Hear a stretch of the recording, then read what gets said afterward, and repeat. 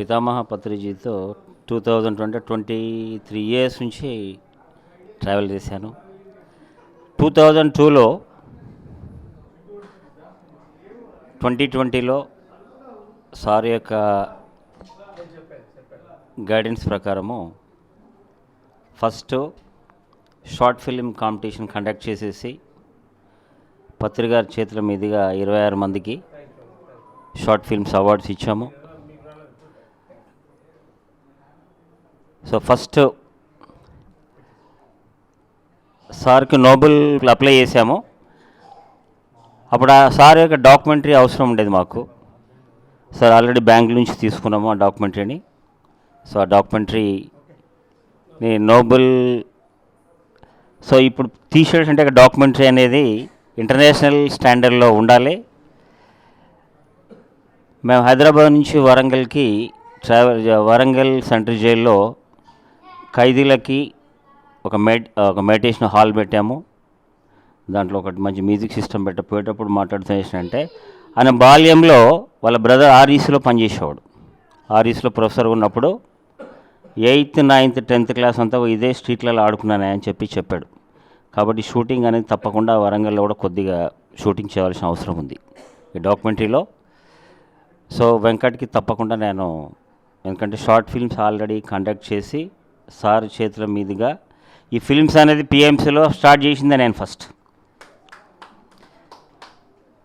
So అప్పుడే already documentary అనేది already చేశాము. నోబెల్ బహుమతి దానికి ఆల్రెడీ సార్ నుంచి బెంగళూరు నుంచి తీసుకోవడం జరిగింది డాక్యుమెంటరీ అనేది. సో ఇప్పుడు మనం అంత అద్భుతంగా కనుక తీస్తే నోబెల్ అనేది ఎంటైర్ ది వరల్డ్లో, ప్రపంచంలో అతి అద్భుతమైనటువంటి అవార్డు అది.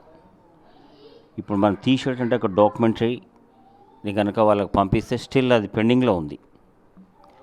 సో తప్పకుండా ఒక సోషల్ సైంటిస్ట్గా మహాత్మా గాంధీ తర్వాత అహింసా సిద్ధాంతాన్ని ప్రపంచవ్యాప్తంగా జంతువులు చంపబడి ఉండడం కొరకు ఎంత ప్రయత్నం చేశాడనే దాని మీద నేను ఆల్రెడీ ఒక 20 minutes డాక్యుమెంటరీ తీసి పెట్టుకున్నాను. వీటితో పాటు నేను కూడా డిసెంబర్లో ఇప్పుడు సార్ అన్నట్టు ఏమిటో బాలకృష్ణ గారు అన్నట్టు ఎన్నో అందరూ తీస్తూనే ఉంటారు, ఇది ఉంటుంది కదా. సో తప్పకుండా చాలామంది ఇప్పుడు మనం ఇక్కడ అనుకుంటున్నాం కానీ చాలామంది ప్లాన్ చేసుకునే వాళ్ళు కూడా ఉంటారు నాకు తెలిసి.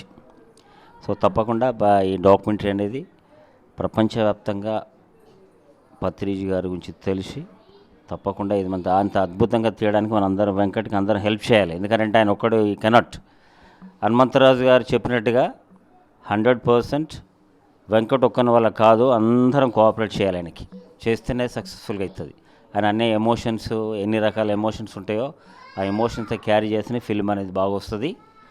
సో ఈ ఫిల్మ్ డాక్యుమెంటరీ అనేది చాలా సక్సెస్ఫుల్గా ఉండాలని దానికంతా నేను కూడా వెంకట్కి సో ఒక ఫిల్మ్ నుంచి ఆ టచ్ ఉంది కాబట్టి నాకు తప్పకుండా కోఆపరేట్ చేసేస్తూ అద్భుతంగా వస్తుంది, ప్రపంచవ్యాప్తంగా అలరిస్తుందని ఆశిస్తూ థ్యాంక్ యూ వెరీ మచ్.